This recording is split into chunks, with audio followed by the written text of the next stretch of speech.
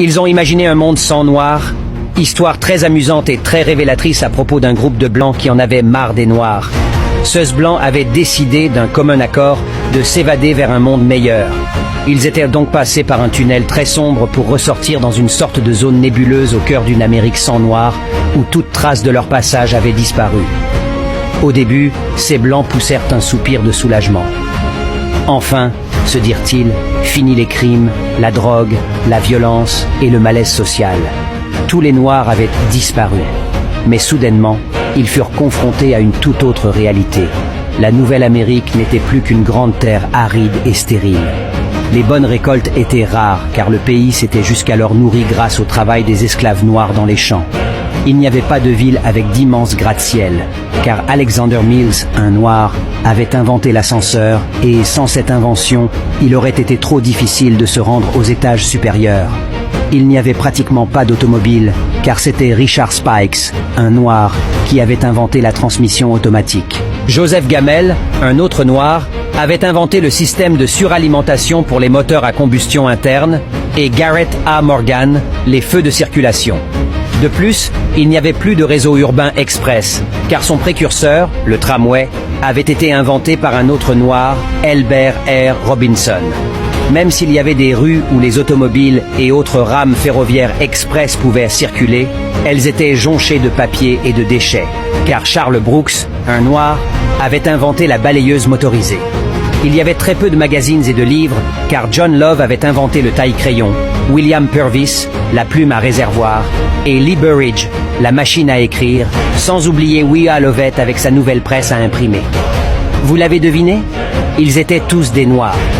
Même si les Américains avaient pu écrire des lettres, des articles et des livres, ils n'auraient pas pu les livrer par la poste, car William Barry avait inventé le tampon manuel et Philip Downing la boîte aux lettres. Le gazon était jaunâtre et sec, car Joseph Smith avait inventé l'arrosoir mécanique, et John Burr, la tondeuse à gazon.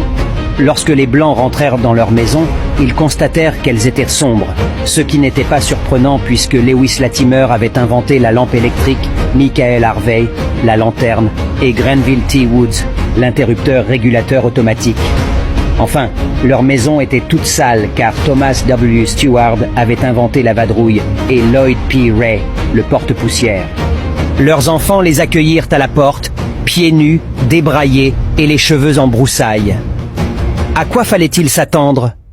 Jeanne E. Matzelinger avait inventé la machine à forme de chaussure, Walter Sammons, le peigne, Sarah Boone, la planche à repasser, et George T. Samon, la sécheuse à linge. Les Blancs se résignèrent finalement à prendre une bouchée dans tout ce chambardement, mais pas de chance. La nourriture était devenue pourrie car c'était un autre noir, John Standard, qui avait inventé le réfrigérateur. N'est-ce pas étonnant? Que serait le monde moderne sans la contribution des Noirs?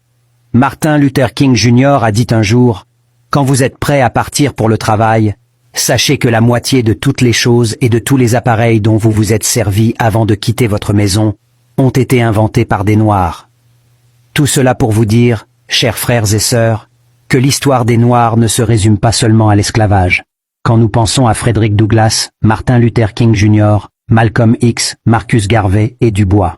Diffusez ceci à tout le monde afin que tous sachent la vérité. C'est le minimum que nous puissions faire pour leur rendre hommage. Comme disait Bob Marley, Time will tell.